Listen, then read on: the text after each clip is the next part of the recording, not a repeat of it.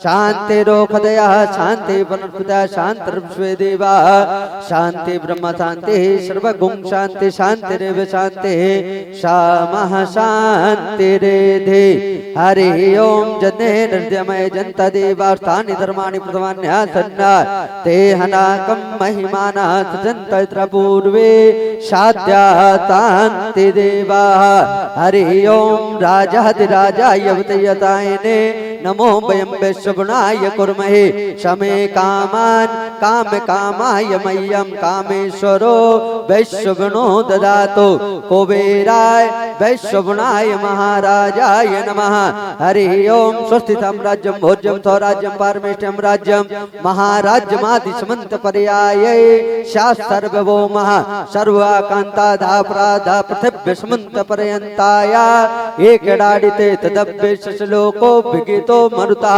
परिविष्टारो मरुतस्यावसन् गृहे आविक्षतस्य कामप्रे विश्वे देवा सवासदेते हरि ओम विश्वचक्षुरुत विश्वतोमुखो विश्वतो बाहुरुत विश्वतत्पात संभाव्यन्दमति सम्पदते द्यावा भूमि जनयन् देव एकः हरि ओम एकदन्ताय विद्महे वक्रतुण्डाय धीमहि तन्नो दन्ते प्रचोदयात् हरि ओम गणम्यकायै च विद्महे कर्मसिद्ध्यै च धीमहि तन्नो गौरी प्रचोदयात् हरि ओम तत्पुरुषाय विद्महे महादेवाय धीमहि तन्नो रुद्रः प्रचोदयात् हरि ओम कात्यायन्यै च विद्महे कन्याकुमारी च धीमहि तन्नो श्री दुर्गा प्रचोदयात् हरि ओम पितृदेवाय विद्महे नीलविग्रहाय धीमहि तन्नो पितरः प्रचोदयात् हरि ओम रामदूताय विद्महे वायुपुत्राय धीमहि तन्नो हनुमत् प्रचोदयात् हरि ओम नंदनंदनाय विद्महे यशोदानंदनाय धीमहि तन्नो श्रीकृष्णः प्रचोदयात् हरि ओम वृषभानुजायै च विद्महे कृष्णप्रियायै च धीमहि तन्नो श्री राधा प्रचोदयात् सेवन्ते कामे कुलचापक पाटलाब्जे पुण्यागजात करबे लरसाल पुष्पै बिल्वा प्रवाल तुलसी दल मंजरी तुम पूजयामि जगदीश्वर में प्रसीदा नाना सुगंध पुष्पाणि यथा कालोद्भवानि च पुष्पांजलिर्मया दत्ता ग्रहण परमेश्वरा शोभन सुगंधित सुमनेले शोभन सुदृष्टि अपार पुष्पांजलि अर्पण करो श्रीदेव करो स्वीकार शंकराय सपरिवाराय सौदाय शक्तिका शावनाया मंत्र पुष्पांजलिं समर्पयामि बोले वृंदावन बिहारी लाल की बोले सच्चे दरबार की बोले लखन सिया रामचंद्र भगवान की बोले शंकर भगवान की बोले हनुमान जी महाराज की बोले भक्तोर भगवान की बोले बस्ती माता की बोले धुनी वारे बाबा की बोले व्यासी महाराज की बोले परीक्षित जी महाराज की जय जय श्री राधे जय जय श्री राधे जय जय श्री राधे श्याम पार्वती पदे हर हर महादेव शंभो। सभी भक्त अपने स्थान पर बैठे हैं और श्रीमद् भागवत कथा का रसपान करें। आज सप्तम दिवस की श्रीमद् भागवत कथा का आप लोग रसपान कर रहे हैं। श्री राधे।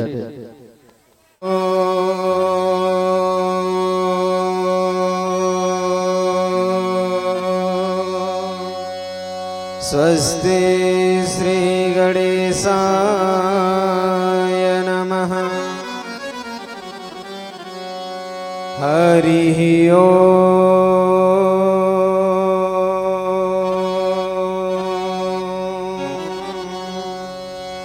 स्वस्ति श्री गणेशाय नमः। हरिः ओम।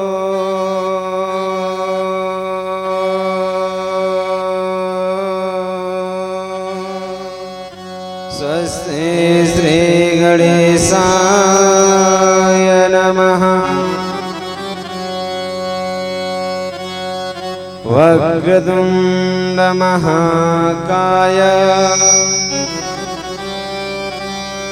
कोटि सूर्य समप्रभा निर्विघ्नं कुरु मे देव सर्वकार्येषु सर्वदा। सर्वमंगलमांगल्ये शिवे सर्वार्थसाधिके शरण्ये त्र्यंबके गौरी नारायणे नमोस्तुते। कृष्णाय वासुदेवाय नारायणं नमस्कृत्य नरं चैव नरोत्तमं देवीं सरस्वतीं व्यासं ततो जयमुदीरये।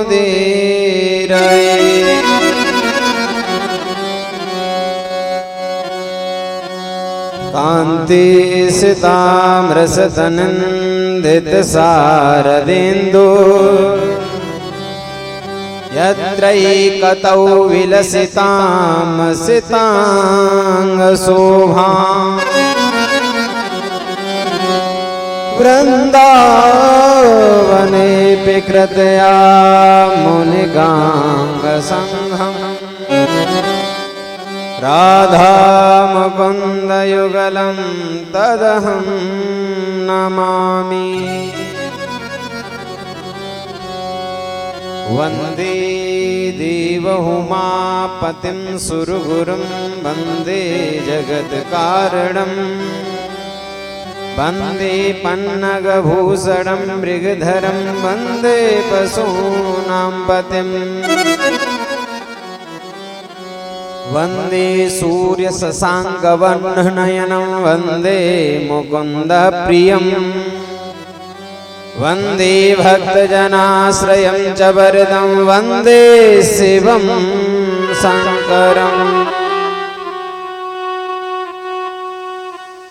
वन्दे शिवं शङ्करम्।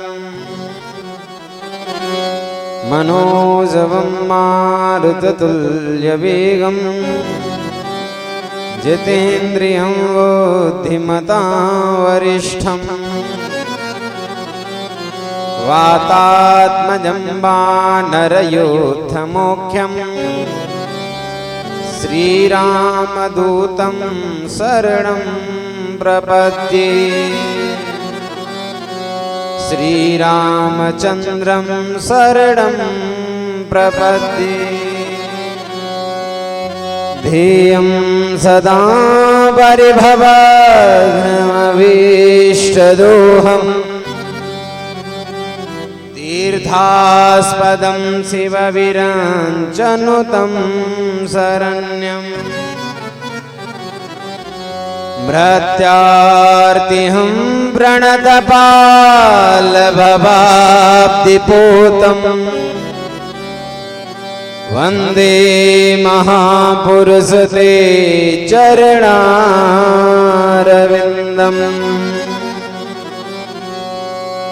जय जय श्री राधारमण जय जय नवल किशोर जय गोपी चितचोर प्रभु जय जय माखन चोर। वृंदावन वानिकी बन्यो भ्रमर करद गुनजार दुल्हन प्यारी राधिका दूल्हे नंद कुमार।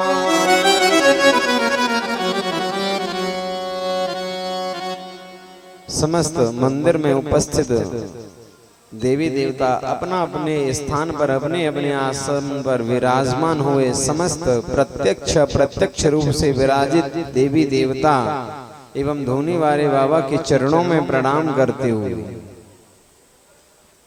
आज की इस दिव्य ज्ञान गंगा में प्रवेश करेंगे। प्यारे भक्तों, एक नहीं, जब जन्म जन्मांतरों के कल्प कल्पांतरों के जो पुण्य उदय होते हैं तब हमें ऐसा सौभाग्य प्राप्त होता है कि हमारे हृदय में प्रभु की कथा सुनने की रुचि उत्पन्न होती है। तभी हम ऐसे जगह पर आकर बैठते हैं और कथा सुन के अपने जीवन को कृतार्थ करते हैं। जितने भी भागवत पांडल में श्रोतागण भक्त समुदाय श्रीमद् भागवता रसामृत के रसस्वादन के लिए पधारे हैं, आप सभी का स्वागत अभिनंदन। संगीतज्ञ एवं आचार्य गण के मन मंदिर में विराजमान श्री ठाकुर जी के चरणों के वार वार दर्शन करते हुए आज की इस दिव्यांग ज्ञान गंगा में प्रवेश करेंगे। 2 मिनट मन और वाणी को पवित्र करने के लिए भगवान नाम संकीर्तन करें। जय जय श्यामा, जय जय श्यामा, जय जय श्याम, जय जय श्री वृंदावन, जय जय श्याम, जय जय श्याम, जय जय श्री वृंदावन, जय जय श्याम, जय जय श्याम, जय जय श्री वृंदावन।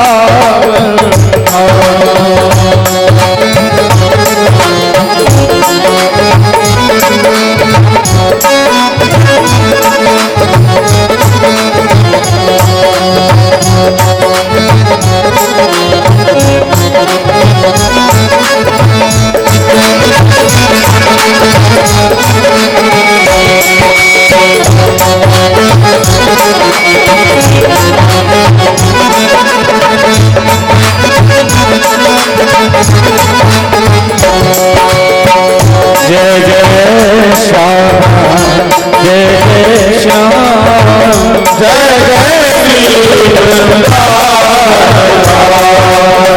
जय जय श्री वृंदावन, जय श्री वृंदावन।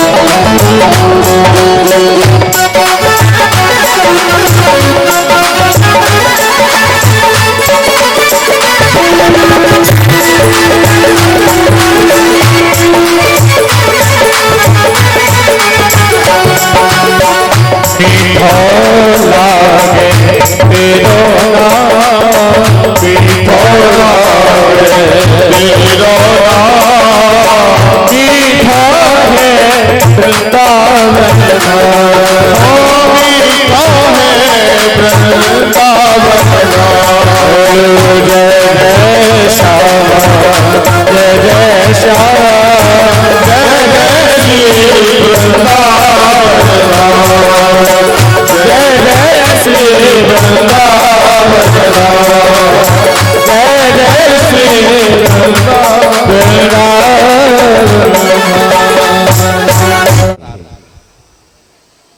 जैसे ही जन्म हुआ तो सम्रासुर नाम का एक दैत्य ले गया। भगवान जाते हैं और उसका उद्धार करते हैं। रुक्मणी मैया बड़ी प्रसन्न हुई, बोले बाल्यकाल में ही बेटा चला गया था और अब जब मिला है तो बहू के सहित मिला है। बोले सद्गुरुदेव भगवान की जय।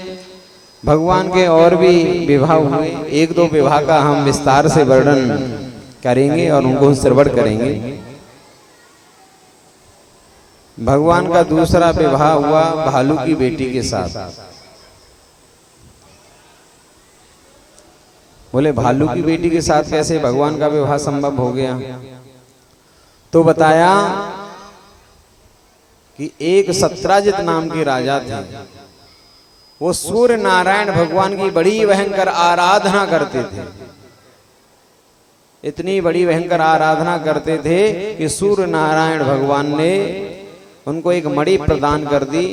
और उस मणि का वैभव ये था कि जहां वह मणि रहेगी वहां कभी जीवन में अकाल नहीं पड़ सकता।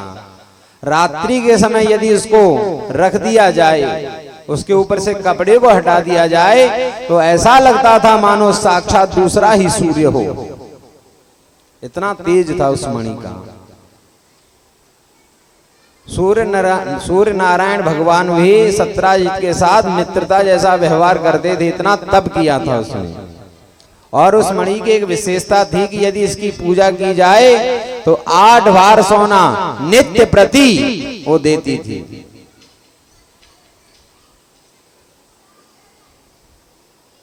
अब तो महाराज जो सूर्य नारायण भगवान की आराधना करेगा तो उसके तो कल्याण होंगे ही होंगे।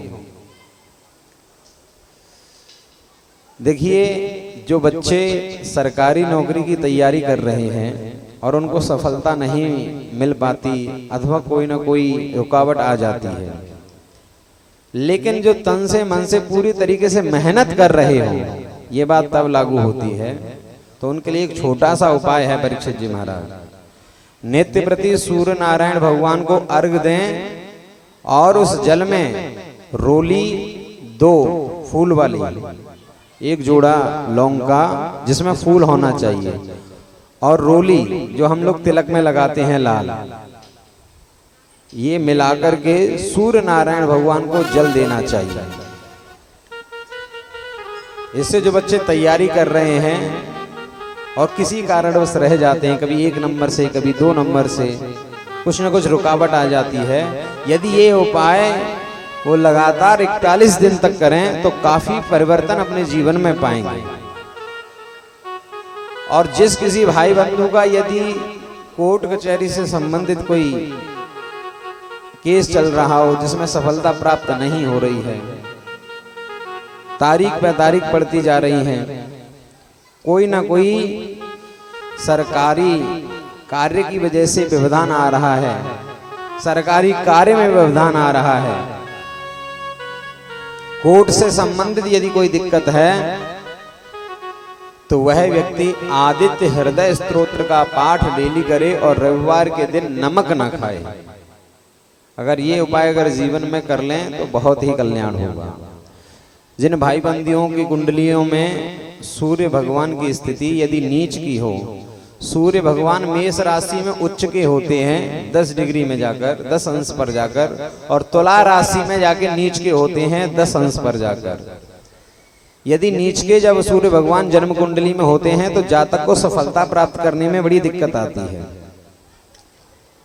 इसका घरेलू एक उपाय है कि एक चौकोर तांबे का टुकड़ा, उसके बीच में बिल्कुल सेंटर में एक हॉल करके लाल धागे में रविवार के दिन यदि गले में पहने तो निश्चित रूप से लाभ की प्राप्ति होती है।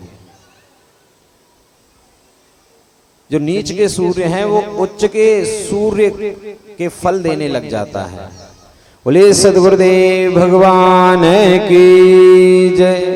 तो आज सत्राजित ने बड़ी भयंकर तपस्या की, बड़ा भयंकर तप किया और सूर्य नारायण को प्रसन्न कर लिया। अब व्यक्ति के पास, जातक के पास जब ऐसा सोना 8 बार सोना देने वाली यदि कोई वस्तु मिल जाए तो सबसे पहले उस सोने का क्या करेगा भैया? अगर तुम्हें कोई 8 बार नित्य प्रति सोना दे, कोई ऐसी वस्तु आपको प्राप्त हो जाए, तो आप सबसे पहले क्या करेंगे? सबसे पहले आभूषण बनवाएंगे पहनने के लिए। अभी आभूषण तो एक दिन के सोने में इतने बन जाएंगे महाराज कि वो पहने ना जाएंगे। फिर क्या करता है व्यक्ति? अगर आपको मिल जाए तो आप आभूषण बनवाएंगे, अरे 1-8 किलो हमें भी दे देना, उसमें से आश्रम पहुंचा देना। पहुंचा देंगे नहीं? फिर तो पक्की मैया की बात। लेकिन उसके पास ना बहुत ज्यादा सोना आता था, और जिसके पास ज्यादा सोना आता है वो क्या करता है, उसने महाराज अपने घर के जितने भी बाथरूम इत्यादि थे वो भी सोने के बनवा दिए। अरे बाथरूम की तो बात ही छोड़ो, जो घर में जो पिलर थे ना वो भी सोने से मड़वा दिए, दरवाजे तक सोने से बनवा दिए। अभी और क्या करें? जो बिस्तर था उसका, जिस पर सोता था, वो भी स्वर्ण का बनवा दिया। अब इतना सोना कोई 8 बार रोज नित्य प्रति डेली मिल रहा हो जिसको, अब वो क्या करता है? सारी सुख सुविधाएं अपने आप को प्राप्त कराने लगता है। अब जब इतना और ज्यादा सोना आ रहा है क्या करें? तो बोले अब लोगों को थोड़ा दिखाना चाहिए हमारे पास वैभव कितना है। फिर क्या करता है? जब ज्यादा सोना आ जाता है फिर तो चैन पहनेगा गले में, और जो कॉलर है ना उसको थोड़ा सा नीचे कर लेंगे, लोग देखें कि हाँ कि हम जो है चैन पहन के आए सब लोग। देखिए कई लोग जो है जब पहनते हैं तो बिल्कुल एकदम ऐसे बाहर निकाल के, वो मड़ी गली में डाली और उसने कहा भाई किसको दिखाऊं? भाई सब लोग तो अब धनवान जितने भी वो सब मुझसे नीचे हैं, अब द्वारकाधीश अकेले रह गए तो क्यों ना द्वारकाधीश को दिखाया जाए। व्यक्ति अपने लिए कम कमाता है, दिखावे के लिए बहुत ज्यादा कमाता है। तुरंत वह मणि को धारण किया और तुरंत चल देता है। जैसे ही आगे जाता है भैया द्वारकाधीश के भवन की तरफ जा रहा है, तो द्वारपाल जो बैठे हुए हैं उन्होंने कहा कि आज तो लगता है प्रभु से मिलने के लिए साक्षात सूर्य नारायण भगवान ही आ रहे हैं। हल्ला मच गया, बोले आज तो द्वारका में सूर्य नारायण भगवान आ रहे हैं। लोगों ने बताया भैया सूर्य नारायण नहीं है, सूर्य नारायण का भक्त है जिसका नाम सत्राजित है।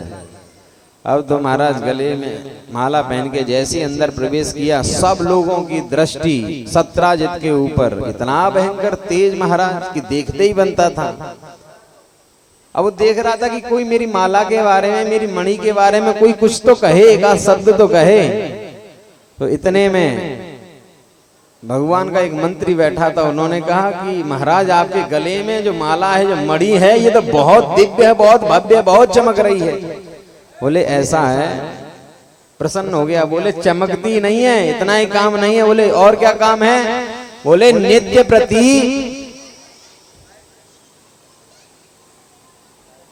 बोले सद्गुरुदेव भगवान की जय, नारायण भगवान की जय।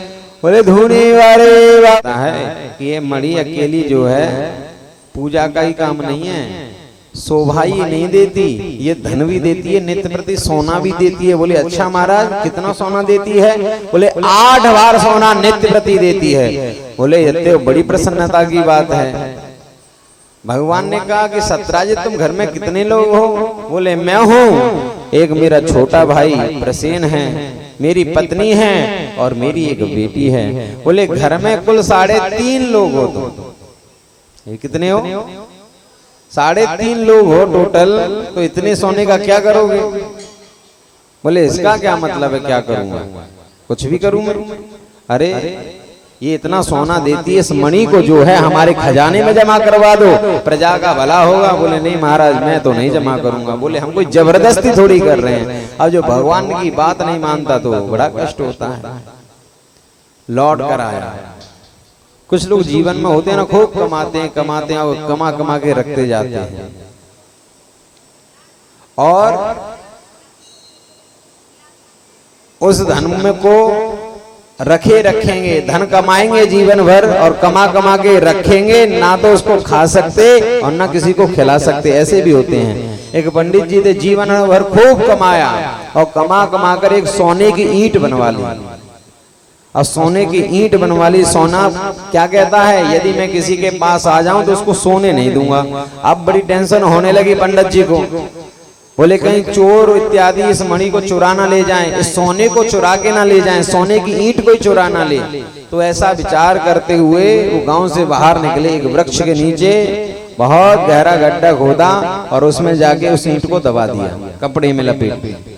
अब जैसे ही दबाया और नित्य प्रति उसको देखने के लिए जाते थे, एक पड़ोसी ने देखा ये पंडित जी रोज सुबह सुबह कहीं जाते हैं, तो वो भी एक दिन पीछे लग लिया। उसने देखा महाराज ये तो वृक्ष के नीचे खोदा इन्होंने कुछ और फिर वापस रख दिया, फिर चले गए। एक दिन वो पड़ोसी खुद पहुंच जाता है और जाकर खोद के देखा तो सोने की ईंट रखी। सोने की ईंट तो उसने अपने पास रख ली और मिट्टी की ईंट उसमें रख देता है और लौट कर आ गया। अब दूसरे दिन पंडित जी फिर जाते हैं, खोद के देखा तो मिट्टी की ईंट निकली तो रोने लगे। तो पड़ोसी गया, बोले पंडित जी क्यों रोते हो? बोले यहाँ पर मेरी ईंट थी। बोले ईंट तो ये रखी ही है, फिर क्यों रोते हो? अब बता भी ना पाए कि क्या हो गया क्या नहीं हो गया है। बताया, बोले मेरी सोने की ईंट थी। बोले तो करते क्या थे, तुम देखते ही थे, इसको ही देख लो। जैसे सोने की ईंट देखना जैसे मिट्टी की ईंट देखना। तो ऐसे जीवन में लोग कमाते हैं, खूब कमाते हैं, और फिर धन की जो गति यदि सात्विक रूप से न की जाए, अगर सही कार्यों में न लगे तो वो बुद्धि बिगाड़ने लगता है। कितने उदाहरण आप लोगों ने देखे होंगे, सुने होंगे, और आप सब लोगों के सामने होंगे कि फलाने व्यक्ति ने जीवन में बहुत धन कमाया, लेकिन औलाद ऐसी निकल गई कि सब कुछ बर्बाद कर दिया। क्यों? धन की गति को सही तरीके से लगाया नहीं। यदि जीवन में शास्त्र ये कहते हैं कि 100 काम छोड़ करके सतम विहाय भुक्तव्यम, 100 कार्यों को जो आवश्यक कार्य हैं उनको छोड़ो और भोजन करो, और सतम विहाय भुक्तव्यम सहस्रम स्नानमाचरेत, और 1000 कार्यों को छोड़कर जो है स्नान करना चाहिए। लाख काम छोड़कर महाराज कमाना चाहिए धन दौलत, और करोड़ों कार्यों को छोड़कर प्रभु का भजन करना चाहिए। ऐसी शास्त्र की नीति बताई है। लेकिन हम लोगों का सिर्फ और सिर्फ ध्यान कमाने पे ही रहता है, बाद बाकी उसको लगाना कैसे है, कैसे खर्च करना है। अरे जहां पर धन की आवश्यकता है, यदि आपके पास धन अधिक है, वैसे संसार में पता है व्यक्ति जब भोजन करता है ना तो एक बार के लिए उसका पेट भर जाता है, फिर उसकी कुछ खाने की इच्छा नहीं रहती। व्यक्ति जब सोता है तो सोने से भी ऊब जाता है, फिर उसकी सोने की इच्छा नहीं होती। और व्यक्ति जीवन में काम वासना लेकर आता है और एक क्षण के बाद उसकी काम वासना की भी पूर्ति हो जाती है। लेकिन धन एक ऐसा है कि महाराज कितना भी मिल जाए, जीव की तो पूर्ति होती ही नहीं।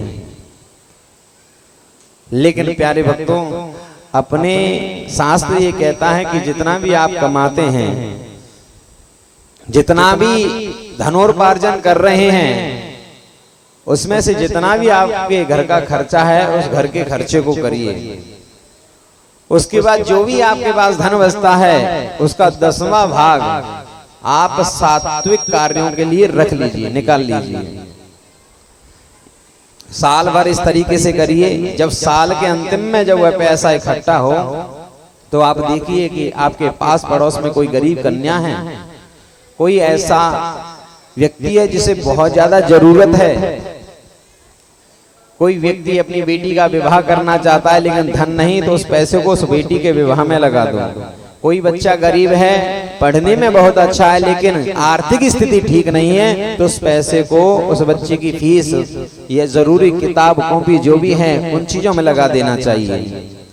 जहाँ भी धार्मिक यज्ञ अनुष्ठान होते हैं वहां पर लगा देना चाहिए। जहाँ जल की व्यवस्था नहीं है, गर्मियों का समय है, जल की व्यवस्था नहीं है, नलकूप इत्यादि नहीं है, वहां पर नल इत्यादि की व्यवस्था कर देनी चाहिए। गौ की सेवा के निमित्त लगाना चाहिए, साधु संतों के निमित्त निकाल देना चाहिए।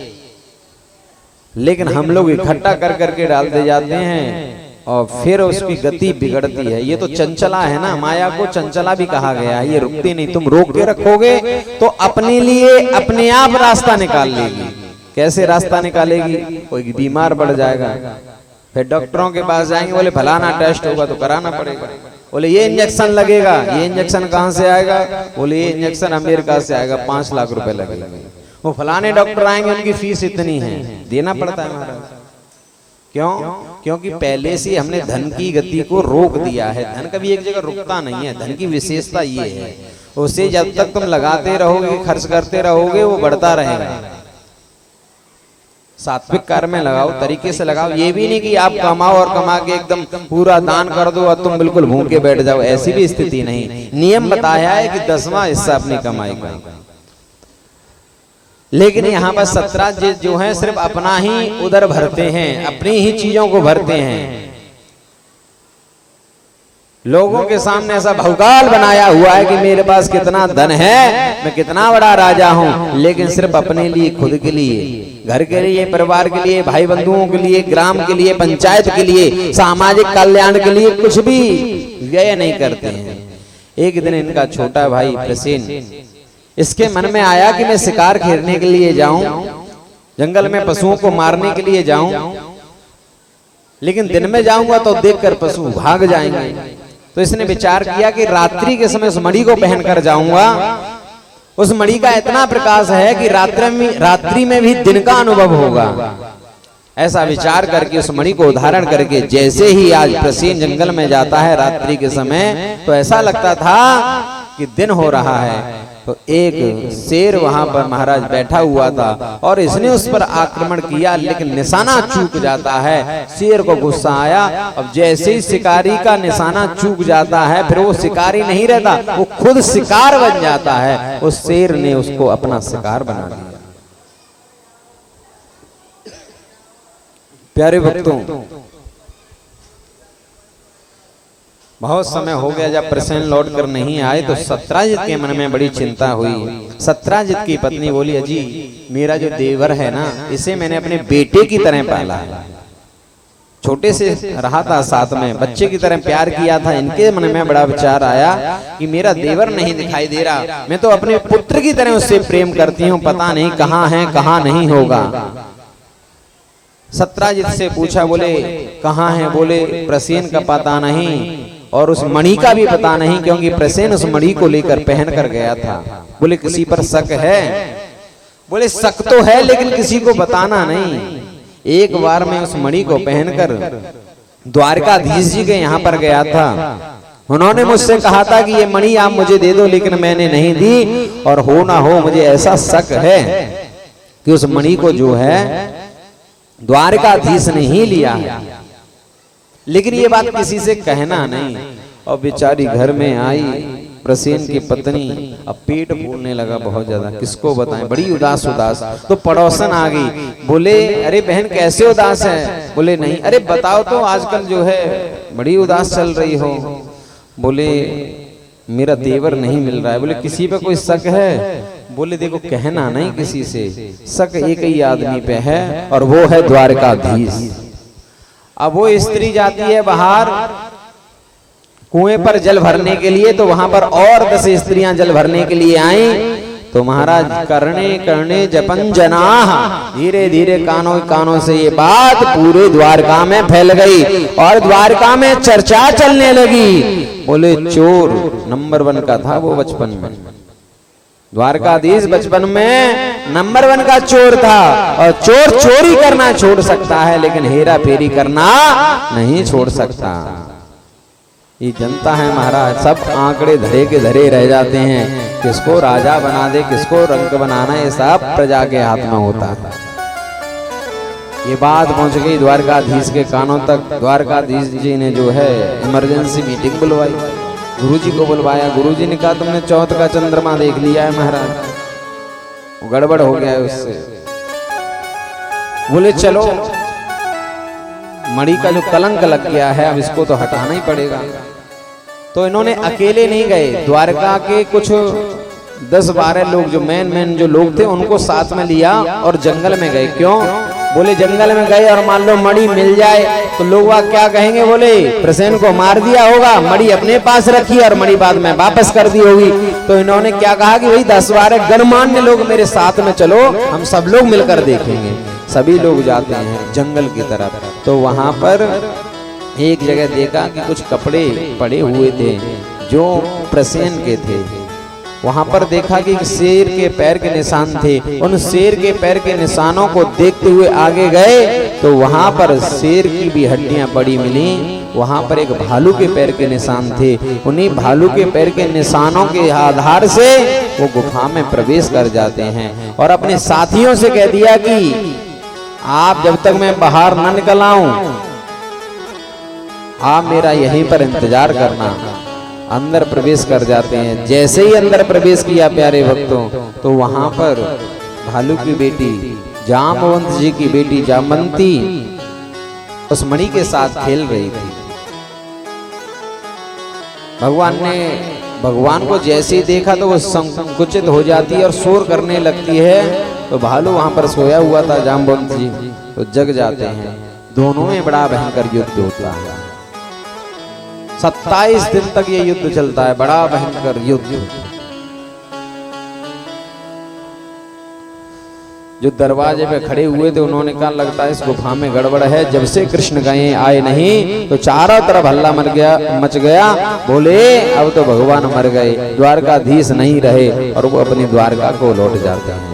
और इधर प्यारे भक्तों जब बड़ा भयंकर युद्ध चल रहा था, जब जामवंत जी की एक एक नस ढीली पड़ गई तो समझ गए, बोले यही मेरे प्रभु श्री राम हैं। चरणों में लेट जाते हैं। बोले मैं समझ गया, अब आप ही मेरे प्रभु श्री राम है, ये मैं जान गया हूं। त्रेता युग में जब राम जी का और रावण का युद्ध हो रहा था तो सभी लोग युद्ध करने के लिए जा रहे थे राम जी की तरफ से। अब जैसे ये युद्ध करने के लिए जाते हैं ना तो लोग आगे इनको रोक देते थे। बोले महाराज तुम बड़े बूढ़े हो, आप यहीं एक ही जगह बैठो, युद्ध करने के लिए हम बालक हैं ना, हम युद्ध करेंगे।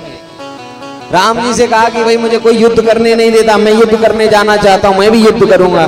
तो भगवान राम भी कह देते हैं अरे आप बुजुर्ग हैं, एक जगह बैठिए और इन सबको दिशा निर्देश दीजिए कि कैसे युद्ध करना है। मन महसूस कर रह जाते हैं महाराज। एक बार तो महाराज युद्ध करने के लिए आगे बढ़ ही आए कि हनुमान जी आ गए। बोले अरे महाराज आप तो बैठो, युद्ध करने के लिए हमें ना, हम युद्ध करेंगे। फिर बैठ जाते, कोई युद्ध ही नहीं करने देता इनको लोग बूढ़ा समझते हैं। बोले शरीर में जान नहीं, क्या युद्ध करेंगे। एक बार रावण का बेटा आया, उसने ऐसा बाण चलाया महाराज कि भगवान को ही बांध दिया, श्री राम को, लक्ष्मण को, सबको बांध दिया महाराज। सेना में कोई नहीं मार ऐसा छोड़ा जिसको शक्ति विहीन न कर दिया हो। ये वहां पर बैठा हुआ था जाम्बवंत, तो उसने जो है सोचा भी ये तो खुद बूढ़ा सा है, इसको क्या मारूं मैं, छोड़ दिया इसको। लेकिन जैसे ही रावण का बेटा आगे बढ़ा और आगे बढ़ के प्रभु राम का मुकुट को उतारने लगा तो तुरंत गुस्सा आया। बोले तू मेरे प्रभु श्री राम का मुकुट स्पर्श करता है। पैर पकड़ लिया रावण के बेटे का और एकदम खींच लिया नीचे की तरफ और ऐसा घुमाया महाराज की एकदम जोर से फेंका और लंका में जाके रावण के पैरों के पास आके गिरता है। रावण खड़ा हो जाता है। बोले भैया उनकी सेना में इतना कौन सा बल वाली है कि वहां से तो ये फेंका और यहाँ आके गिरा है। बोले बस यही गलती मुझसे हो गई, सबको बांध दिया था मैंने, मैं बस मुकुट लेने ही वाला था, इतने में एक बूढ़ा भालू आ गया जिससे मैंने छोड़ दिया था कि ये बूढ़ा मेरा क्या बिगाड़ लेगा। उस बूढ़े भालू ने मुझे यहाँ पर फेंक दिया है। तो आप कल्पना कीजिए कि उनमें कितना बल होगा। जब युद्ध जीत गए थे तो भगवान श्री राम ने सभी को आशीर्वाद दिया, सभी को वरदान दिया। इनसे कहा आपको क्या चाहिए। बोले मेरी एक ही इच्छा है। बोले क्या इच्छा है। बोले मेरी इच्छा है कि मेरा युद्ध हो जाए मेरे रघुवर से, मैं भी देखना चाहता हूं मेरे रघुवर के बाहु में कितना बल है। तो भगवान श्री राम मुस्कुराते हैं और बोले ये इच्छा आपकी अभी तो पूरी नहीं कर सकता, क्योंकि ये जन्म जो है मर्यादा पुरुषोत्तम है। भगवान श्री राम का जन्म कैसा है, मर्यादा पुरुषोत्तम। भगवान श्री राम ने जो जीवन में किया है वो हम सभी व्यक्तियों को करना चाहिए, वो अनुकरणीय है। और भगवान श्री कृष्ण ने जो जीवन में कहा है, जो श्रवणीय है, वो हमें करना चाहिए। भगवान श्री राम ने जो अपने शरीर से किया है, स्वयं से जो किया है, वो प्रत्येक जीव को करना चाहिए। लेकिन भगवान श्री कृष्ण ने जो किया है वो करना नहीं चाहिए, भगवान श्री कृष्ण ने जो कहा है वो करना चाहिए। बोले मैं युद्ध चाहता हूं, मैं देखूं कि मेरे रघुवर के बाहु में कितना बल है। बोले इस समय तो ये इच्छा पूरी नहीं कर सकता, क्योंकि ये मर्यादा पुरुषोत्तम है, लेकिन तुम्हें निराश भी नहीं करूंगा, अभी तो नहीं। द्वापर में जाकर जब मैं कृष्णावतार लूंगा तब जाके तुम्हारी इच्छा पूरी करूंगा। तो आज वही प्रभु कृष्णावतार में जामवंत जी की इच्छा को पूरी कर रहे हैं। बोले प्रभु कैसे आना हुआ?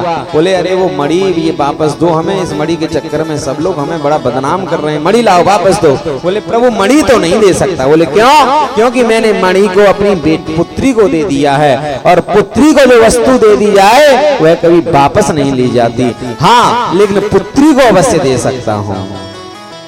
गए थे एक मणि लेने के लिए और 2 मणि लेकर लौट कर आते हैं। बोले सद्गुरुदेव भगवान की जय। भरे समाज में सब लोगों के सामने सत्राजित को बुलाया और सत्राजित को बुलाकर वह मणि उनको वापस दी। भैया ये मणि तू अपनी पकड़। अब पूरी जो जनता जो पहले कह रही थी, जो जनता जनार्दन ये कह रही थी कि चोर चोरी करना छोड़ सकता है लेकिन हेरा फेरी करना नहीं छोड़ सकता, आज वही जनता कह रही है देखो ये कितना मूर्ख है सत्राजित, जो हमारे भगवान पर दोष लगा रहा है, भगवान का नाम ले रहा है कि भगवान ने मणि चुराई है। अरे हमारे द्वारकाधीश के यहाँ पर कोई कमी थोड़ी है, हीरे जवाहरात खजाने भरे पड़े हैं, उन्हें किस वस्तु की आवश्यकता? ये जनता है ना 1 मिनट में पलट जाती है। परीक्षित जी कब फूलों की माला और कब जूतों की माला पहना दे कुछ पता नहीं महाराज। यही सब के सब जब हनुमान जी ने लंका जराई थी, जब हनुमान जी ने लंका जराई थी तो सब लोग कह रहे थे, जितने भी दैत्यगण थे, क्या कह रहे थे कि प्रथम कहा हम कपि नहीं कोई, बानर रूप धरे सुर कोई। बोले हमने तो पहले ही कहा था ये कोई बंदर नहीं है, ये साधारण आदमी नहीं है, ये तो कोई देवता है जो बंदर का रूप धारण करके हमारी लंका को गिराने के लिए आया। ये सब कह रहे थे, लेकिन पहले कहा किसने था? किसी ने नहीं कहा था। मारही लात बजावही ताली, पहले तो लात मार मार के हंस रहे थे। ये जनता जनार्दन है महाराज। सत्राजित को बड़ा अपमान जो है, बड़ी बेइज्जती महसूस हुई। बोले सब लोग मुझ पर थू कर रहे हैं, बोले कैसे बचा जाए? तो मणि वापस दे दे। बोले प्रभु मणि आप ही रखो। बोले नहीं, अब ये मणि तो बिल्कुल रखेंगे ही नहीं। बोले अब क्या करें? इसने विचार किया मेरी बेटी है सत्यभामा, भगवान के साथ विवाह कर देता हूं, तो जब मैं भगवान का रिश्तेदार बन जाऊंगा तो लोग मुझसे ऐसे शब्दों को नहीं बोलेंगे। विवाह कर दिया और फिर मणि देने लगा। भगवान ने फिर मना कर दिया, भैया ये मणि का चक्कर बहुत बुरा है, जैसे तैसे एक बार अपने कलंक को धुल पाया है हमने, यदि इस मणि को तुम मुझे दे दोगे तो संसार के लोग यही कहेंगे महाराज कि वही मणि का चक्कर था, मणि नहीं चाहिए। ज्यादा विनय की तो बोले ऐसा है, मणि तुम अपने पास ही रखो, इसकी नित्य प्रति सेवा करना, पूजा करना, और ये जितना धन दे, जितना स्वर्ण दे, उस स्वर्ण को हमारे खजाने में जमा करवा देना। बोले सद्गुरुदेव भगवान की जय। इस प्रकार भगवान का तीसरा विवाह सत्यभामा जी के साथ संपन्न होता है। एक बार भगवान श्री कृष्ण और अर्जुन रथ में बैठकर कहीं जा रहे थे। भगवान श्री कृष्ण ने देखा एक सांवली सलोनी सूरत की एक युवती जंगल में बैठी हुई है। भगवान ने कहा कि अर्जुन देखो ये क्या कौन है? तो उसने कहा कि मैं सविता की दुहिता हूँ, मैं यमुना हूँ और कृष्ण से प्रेम करती हूँ, कृष्ण से विवाह करने के लिए मैं यहाँ पर बैठी हूँ। अर्जुन आए दौड़े दौड़े भगवान से, बोले प्रभु तुम्हारी बृहस्पति बहुत तेज चल रही है, तुम्हें ही जो है विवाह के लिए तप कर रही है।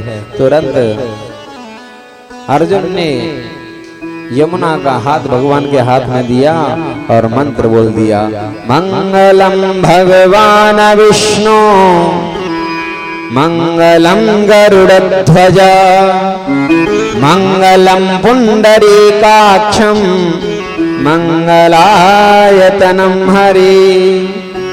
इस प्रकार चौथा विवाह यमुना जी के साथ संपन्न होता है। 5वां विवाह मित्रवृंदा, 6वां विवाह सत्यभामा जी के सत्या के साथ, और 7वां विवाह भद्रा के साथ, और 8वां विवाह लक्ष्मणा के साथ भगवान का संपन्न होता है।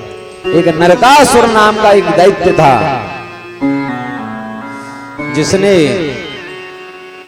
वरुण का छत्र और पृथ्वी माता के कुंडल इत्यादि को चुरा लिया था, और जहां कहीं भी विवाह होता था किसी राजकन्या का, वहां जाता और वहां से उस कन्या को चुरा लाता और अपने कारागार में बंद कर देता था। इसने प्रतिज्ञा कर ली थी कि जब 20,000 कन्या इकट्ठी हो जाएंगे तो उन सभी के साथ एक साथ पाणी ग्रहण संस्कार करूंगा, एक साथ विवाह करूंगा। ऐसा विचार करके जहां भी विवाह होता वहीं जाता और कन्या को उठा लाता। नारद जी ने आकर बताया तो आज प्रभु उन राजकन्याओं की रक्षा के लिए पधारते और नरकासुर का उद्धार करते हैं, और उन 16,100 कन्या, इसने 20,000 का संकल्प लिया था लेकिन तब तक 16,100 कन्या हो चुकी थी। उन कन्याओं को निकाला और कहा कि जाओ अपने अपने घर चले जाओ। बोले अब घर नहीं जाएंगे। बोले क्यों? बोले घर जाएंगे कोई राजकुमार हमसे अब विवाह नहीं करेगा, क्योंकि अब विवाह मंडप से उठाई गई हैं। अब तो हमारे सामने दो ही रास्ते हैं, एक रास्ता तो ये है हम गलत रास्ते पे चल पड़े, दूसरा रास्ता ये है कि विष का पान करके अपना प्राणांत कर लें। भगवान ने कहा जब संसार के सभी रास्ते बंद होते हैं तो मेरा रास्ता खुला रहता है, यदि आप चाहें तो मैं आपको स्वीकार कर सकता हूँ। बोले इससे बड़ी प्रसन्नता की क्या बात हो सकती है। भगवान श्री कृष्ण ने एक ही मुहूर्त में 16,100 कन्याओं का वरण किया। बोले सद्गुरुदेव भगवान की जय, हनुमान जी महाराज की जय। ये क्या है? ये उपासना कांड के मंत्र हैं जो कन्या बनकर आए हैं और भगवान ने उनको स्वीकार किया है। बोले सद्गुरुदेव भगवान की जय।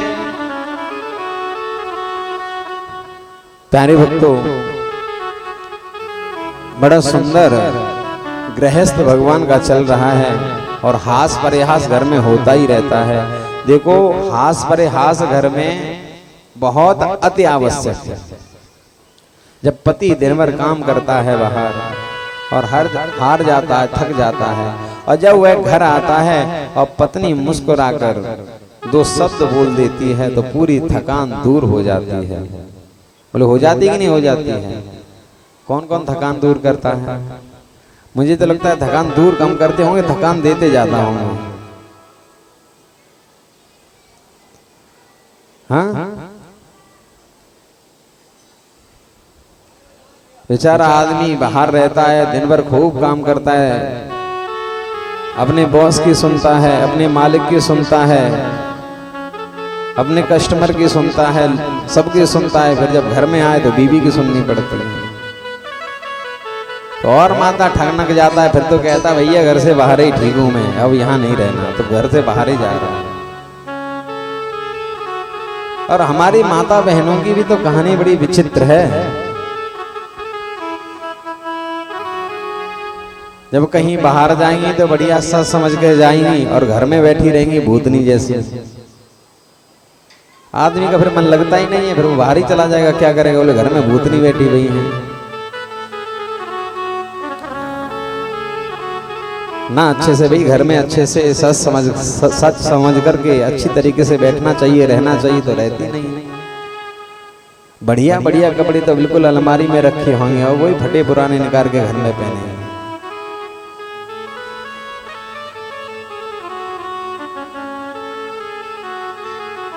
एक जगह कहीं कथा चल रही थी और महारत और हासिल होती है, महाराज स्त्रियों से कोई जीत और नहीं सकता, चुप रहना पड़ता है। एक जगह कहीं कथा हो रही थी तो कोई व्यक्ति आया, उसने प्रणाम किया, हमने कहा खुश रहो, तो उनकी पत्नी भी आई पीछे से, वो भी प्रणाम करने लगी। बोले पैर छुए, हमने कहा भैया खुश रहो। बोले नहीं महाराज इससे काम नहीं चलेगा। हमने कहा भैया तो बताओ। बोले अखंड सौभाग्यवती भव का आशीर्वाद दो। तो हमने कहा अखंड सौभाग्यवती भव का कोई लक्षण तो दिखे भाई। बोले अरे मैं विवाहिता हूं। हमने कहा सिंदूर कहाँ है? भाई सिंदूर लगा होना चाहिए।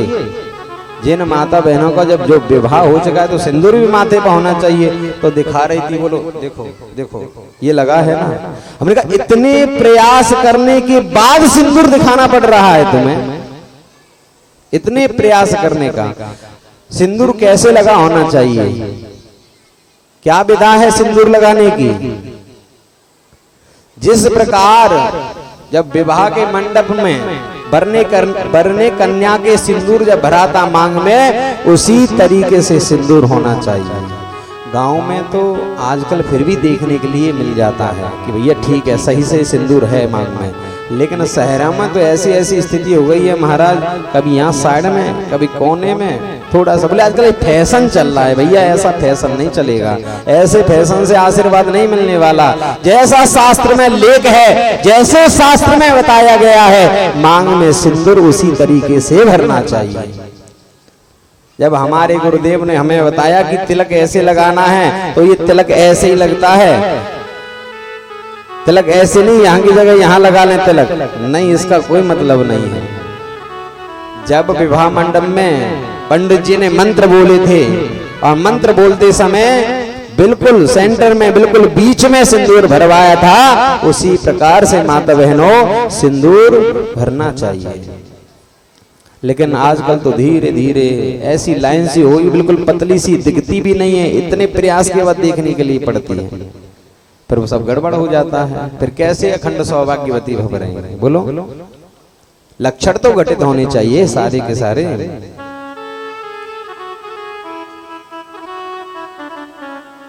सहन शक्ति बिल्कुल खत्म, गुस्सा तो महाराज इतनी है कि जिसकी कोई सीमा ही नहीं। भगवान की पत्नियां भी गुस्सा होती हैं, और इन गुस्सा होने वाली पत्नियों में सत्यभामा का एक नंबर है। क्यों? क्योंकि भगवान का जो खजाना है ना परीक्षित जी, उसमें 70% शेयर इन्हीं का है। बोलो भाई, जो लड़की धन दौलत खूब लेकर आएगी, खूब दहेज मांगोगे, पहले तो गाड़ी मांगोगे, घोड़ा मांगोगे,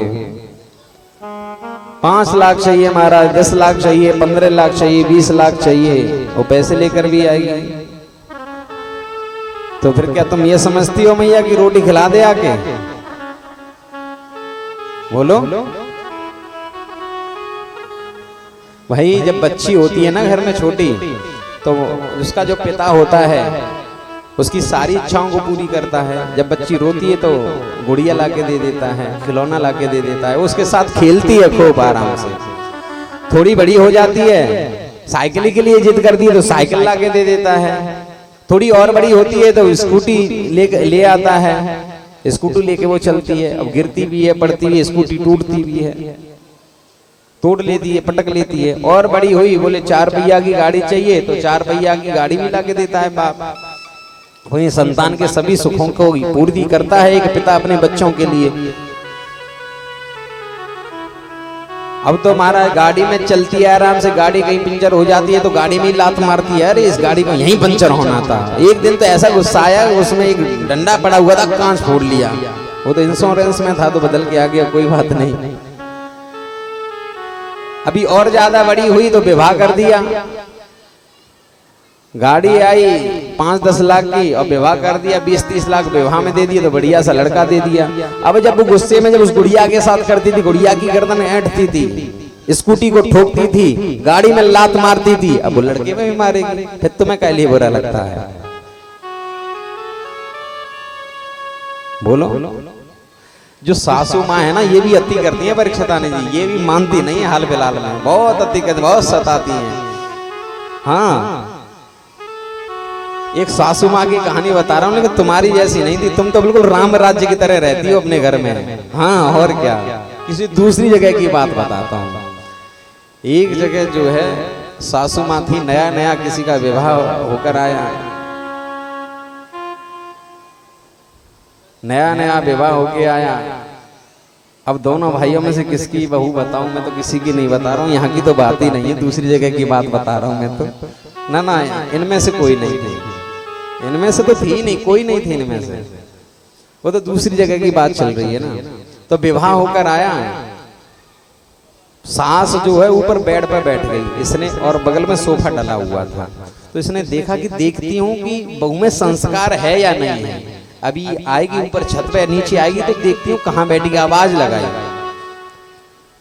तो बहू आई और चरणों के पास आके खड़ी हो गई। तो बड़ी प्रसन्न हुई, बोली बेटा तूने मेरा मन जीत लिया। मैं ये तेरी परीक्षा लेना चाहती थी कि तू जो है मेरा कितना सम्मान करेगी। तू मेरे बराबर में बैठेगी, सोफे पे बैठेगी, कहाँ बैठेगी? बोले नहीं, मैं तो ये चरणों के पास ही खड़ी रहूंगी, बैठूंगी नहीं। अच्छा तू मान ले अगर मैं यहाँ पे बैठी हूँ और तुझे बैठना हो तो तू कहाँ बैठेगी? बोले ये सोफा है ना माता जी, सोफे पे बैठ जाऊंगी, आपके बराबर थोड़ी बैठूंगी, इतना तो मैं जानती हूँ, मेरी माँ ने मुझे सिखाया है। बड़ी प्रसन्न हुई, बोले बहू हो तो ऐसी हो। बोले बेटा एक बात और बता, अगर मैं सोफे पे बैठी हूँ तो तू कहाँ बैठेगी? बोले माता जी कोई बात नहीं, मैं जमीन पे बैठ जाऊंगा, दरी चटाई जो बिछी है ना उसके ऊपर, दरी के ऊपर नीचे बैठ जाऊंगा।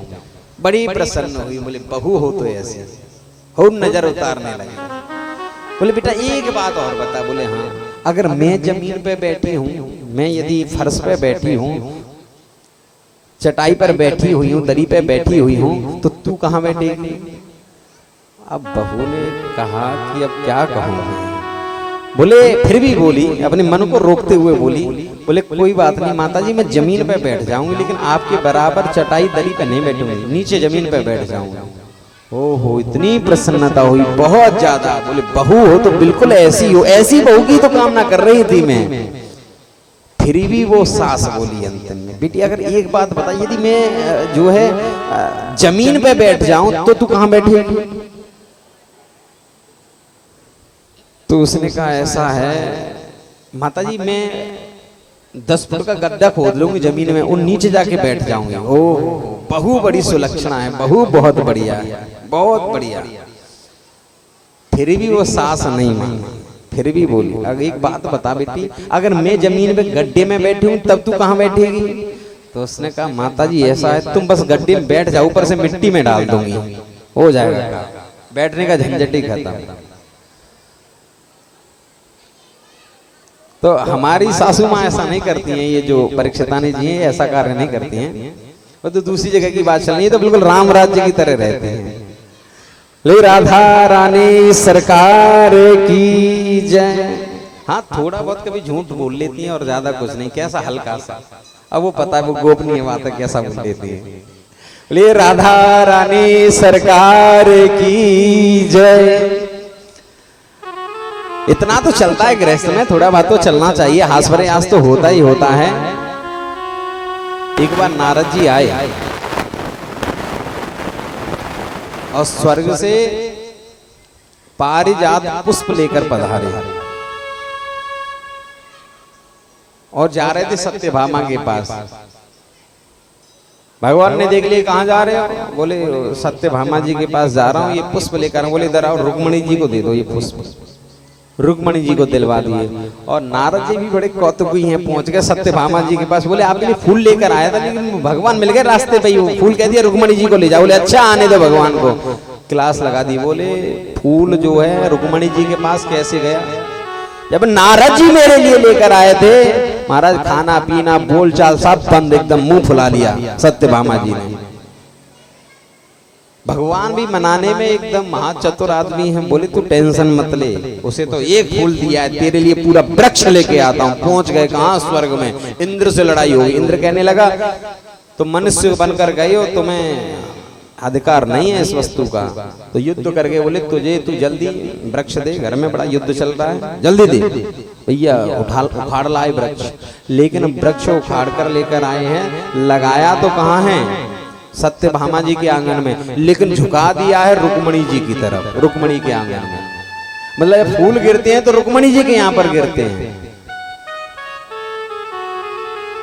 सत्यभामा कहने लगी ये क्या क्या मजाक बना रखा है तुमने? मैंने वृक्ष अपने लिए मंगवाया था कि उनके लिए? बोले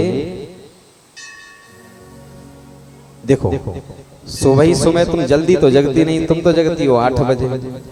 रुक्मणी जग जाती है सुबह 4 बजे, और 4 बजे जगने के बाद वो स्नान करेगी, ध्यान करेगी, सुंदर फूल तोड़ेगी, फूल तोड़ के वो माला बनाएगी, माला बनाकर वो मुझे पहनाएगी, और माला जैसे मुझे पहनाएगी तो मैं तुम्हारे पास आ जाऊं, वो माला बनी हुई माला तुझे दूंगा, तो प्रसन्न होगी। हाँ ये बहुत अच्छा किया तुमने, बहुत बढ़िया।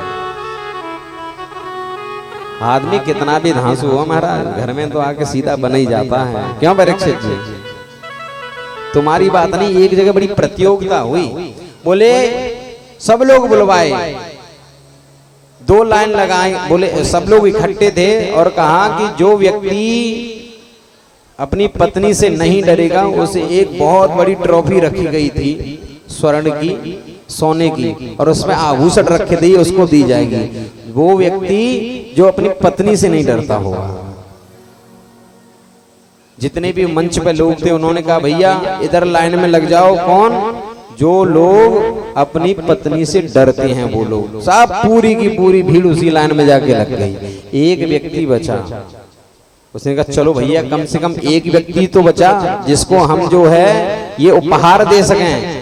अब लोग बाग पहुंच गए, बोले तुम अपनी पत्नी से नहीं डरते हो क्या? बोले किसने कहा नहीं डरता?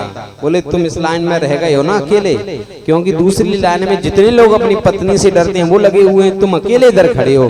बोले मेरी पत्नी ने कह दिया था कि भीड़ से दाहिने खड़े हो ना, इसीलिए मैं दाहिने खड़ा रह गया हूँ। बोले ये तो सबसे ज्यादा डरपोक है महाराज, ये तो अपनी पत्नी की कहने से इस लाइन से हटा ही नहीं है। भगवान ने देखा कि जितनी भी रानियां हैं सभी रानियां थोड़ी बहुत गुस्सा होती हैं, लेकिन रुक्मणी जी कभी गुस्सा नहीं होती। जितने भी वहां पर सेवक हैं, परिचारिकाएं हैं, वो सभी रुक्मणी जी की तारीफ करते हैं। क्यों? रुक्मणी जी प्रत्येक परिचारिका को, प्रत्येक सेविका को पूछती हैं रात्रि के समय जब विश्राम करने के लिए जाते हैं, बोले आपने भोजन किया, घर में सब ठीक है, कोई दिक्कत परेशानी तो नहीं? तो सेवक बड़े प्रसन्न होते हैं, बोले हमारे मालिक बहुत अच्छे हैं, हमें बिल्कुल घर की तरह रखते हैं। सब लोग करते हैं। तो भगवान ने कहा एक दिन परीक्षा ली जाए। तो भगवान आए और सिंहासन पर बैठे और एकदम सावधान मुद्रा में बैठे रहे, कुछ बोले नहीं। रुक्मणी जी जल लेकर आई तो मना कर दिया, जल नहीं चाहिए, कुछ नहीं बोले। पंखा करने, क्या बात हो गया, क्या बात हो गई, कुछ नहीं बोले। तो हाथ जोड़ के बोले रुक्मणी क्या मुझसे कोई गलती हो गई? तो भगवान अब बोले एक गलती नहीं, तुमसे बहुत सारी गलतियां हुई हैं। कितनी गलती है बताओ? बोले क्या गलती हुई है बताइए। बोले सबसे पहली गलती तो यही हुई कि तुमने मुझसे विवाह किया। भाई तुम्हारा भाई रुक्मी नहीं चाहता था कि तुम्हारा विवाह मेरे साथ हो, क्योंकि तुम्हारा भाई शिशुपाल के साथ तुम्हारा विवाह करना चाहता था। मैं तो बड़ा हैरान हूं कि तुमने मुझसे विवाह कैसे कर लिया। तुम कहो जी कि तुम बहुत बड़े राजा हो, तो हमें श्राप लगा हुआ है, जिंदगी में कभी राजा तो बने नहीं। तुम कहो जी बहुत बड़े वीर हो, इसलिए विवाह कर लिया। तो काहे के वीर? जरासंध से युद्ध हुआ तो देखो हम भाग गए। एक हमारा नाम रणछोड़ भी है। तुम कहो कि भैया तुम बड़े जो है गंभीर पुरुष हो, वीर पुरुष हो, तो काय के वीर हैं?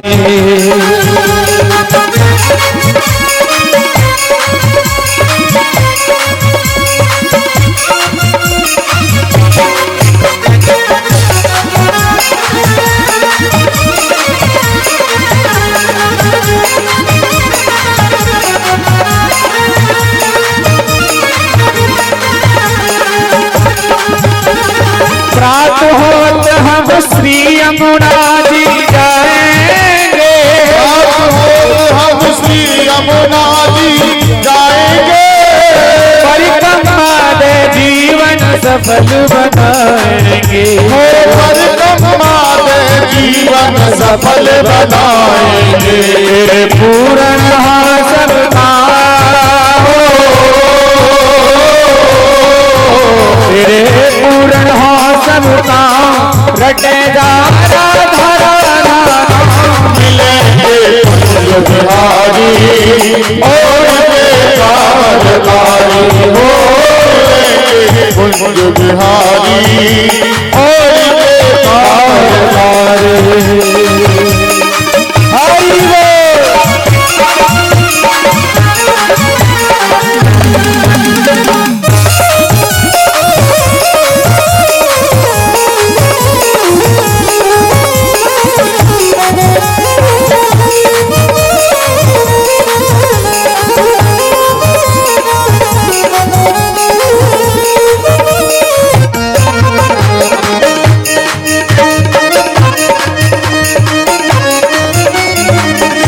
साल में हो एक दिन मंगला है, साल में हो एक दिन मंगला है, बने नित्य नए तेरे फूल के बंगला है, बने नित्य नए तेरे फूल के बंगला है।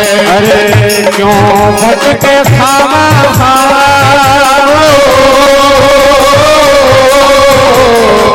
भटके खामा रटे मिलेंगे कुंज बिहारी और के कावरदारी, हो मिलेंगे कुंज बिहारी और के कावरदारी, हो मिलेंगे कुंज बिहारी और के कावरदारी।